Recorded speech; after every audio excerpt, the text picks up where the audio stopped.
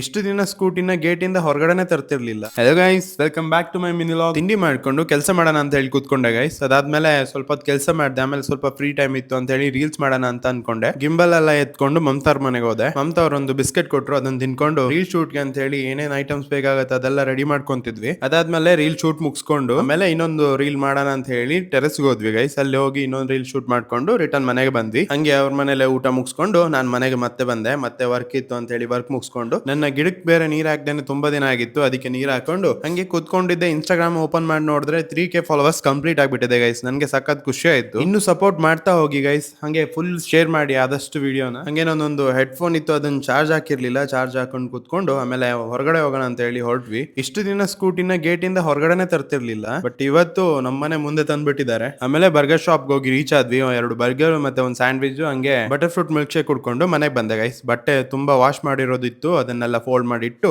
ಇವತ್ತಿನ ವ್ಲಾಗ್ ನ ಮುಗಿಸ್ತಾ ಇದೀನಿ. ಬಾಯ್ ಬಾಯ್.